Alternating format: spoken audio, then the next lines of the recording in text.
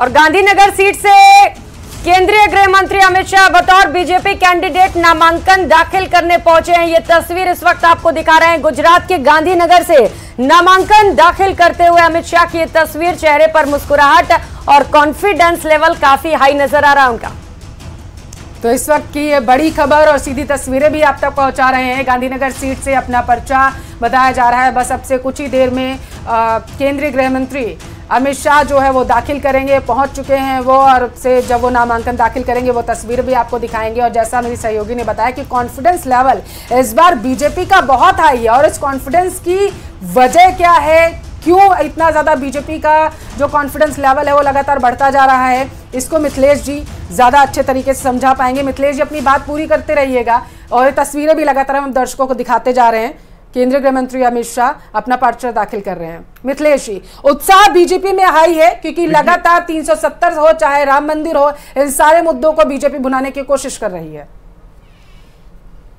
देखिए, निश्चित रूप से आपने जो सोसाइटी में डिलीवर किया है उसको आप क्रेडिट कराने के लिए, वोटिंग में कन्वर्ट कराने के लिए प्रयास करते हैं, वही बीजेपी कर रही है। वो कह रही है कि मैंने कहा कि राम मंदिर बनेगा, 500 साल के इंतजार के बाद राम मंदिर बना। धारा 370 खत्म नहीं हो सकती, धारा 370 खत्म हुई। यूसीसी और देखिए माइनॉरिटी के लिए जो ट्रिपल तलाक, जो आधी आबादी है मुस्लिम वर्ग की, उसके कभी सोचा नहीं था कि 3 तलाक की त्रासदी से कोई मुक्ति दिलाएगा। तो ये जो चीजें हैं ये कहीं न कहीं उसके दम पर ही बीजेपी का कॉन्फिडेंस लेवल है। और राजकुमार शर्मा जी, इसीलिए तो बीजेपी कहती है कि जो सपने बुनते हैं, जो सपने दिखाते हैं, उसे पूरा भी करते हैं। और ऐसे में कॉन्फिडेंस लेवल तो हाई होगा ना, चाहे वो मुद्दा राम मंदिर का हो, चाहे वो मुद्दा धारा 370 हटाने का हो, या अलग अलग कई बड़े वादे जो बीजेपी ने पूरे किए हैं। तो फिर कांग्रेस की सरकार कैसे बनेगी? क्या है आपके मुद्दे? प्रियंका जी, कांग्रेस पार्टी तो भारतीय जनता पार्टी ने जिस तरीके से 10 साल में हिंदुस्तान में शासन किया है, उनकी विफलताओं को हिंदुस्तान की जनता को बता रही है। इन्होंने लंबे चौड़े वादे किए थे, आश्वासन दिए थे, भाषण दिए थे। इन्होंने कहा था कि 15 लाख रुपए अकाउंट में आएंगे। प्रियंका जी, आपके अकाउंट में आए नहीं आए मुझे पता नहीं, लेकिन मेरे अकाउंट में तो आज तक नहीं आए।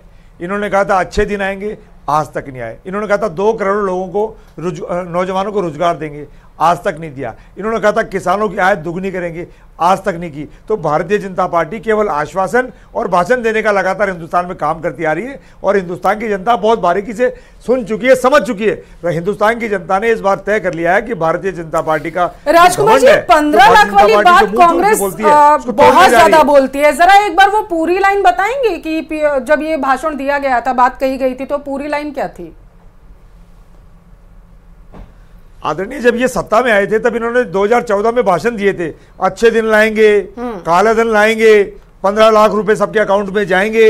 ठीक है मिथिलेश जी, आपके पास आते हैं, उसके बाद अपूर्वा जी आपके पास आऊंगी, क्योंकि ये बातें मुझे समझना जरूरी हो जाता है, क्योंकि मैं नहीं चाहती हूँ कि न्यूज 18 राजस्थान के दर्शक किसी भी तरीके से भ्रमित हो सके। मिथिलेश जी, जहां तक मुझे याद है, और आप जरा समझाइएगा कि भाषण ये दिया गया था कि विदेशों में इतना काला धन इकट्ठा करके रख लिया गया है कि अगर वो काला धन देश में वापस आ जाता है, अगर वापस आ जाता है तो हर एक भारतीय के खाते में 15 लाख रुपए आ सकता है। इतना काला धन इकट्ठा करके इतने सालों से रखा गया है। शायद भाषण ये था।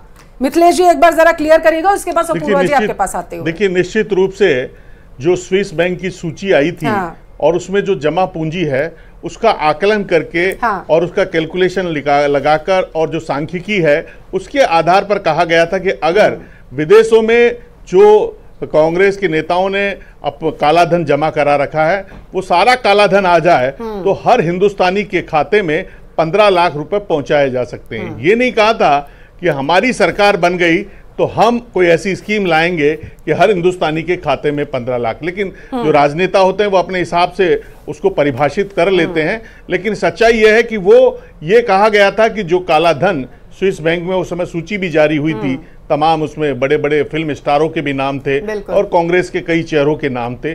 और जिस तरीके से नेशनल हेराल्ड या पी चिदम्बरम के खिलाफ कार्रवाई हुई उससे, और जो अब केजरीवाल के खिलाफ जो कार्रवाई हुई दिल्ली के मुख्यमंत्री के, कहीं न कहीं ये परसेप्शन क्रिएट हो रहा है कि करप्शन वाली जो बात बीजेपी ने उठाकर सत्ता में 2014 में आए थे, उस पर कार्रवाई हो रही है, उस पर धीरे धीरे ही सही सर्जिकल स्ट्राइक हो रहा है। तो ये जो करप्शन के खिलाफ सर्जिकल स्ट्राइक का जो यूथ में एक मैसेज है, वो मैसेज वोटों में कन्वर्ट होता है या नहीं होता, ये तो 4 जून तो दावा मुझे लग रहा है ये करना चाहिए। और जब चुनावी रैलियों में जाते हैं तो ये कहना चाहिए कि 15 लाख खाते में आए, ये सवाल नहीं होना चाहिए। ये होना चाहिए कि जो करप्शन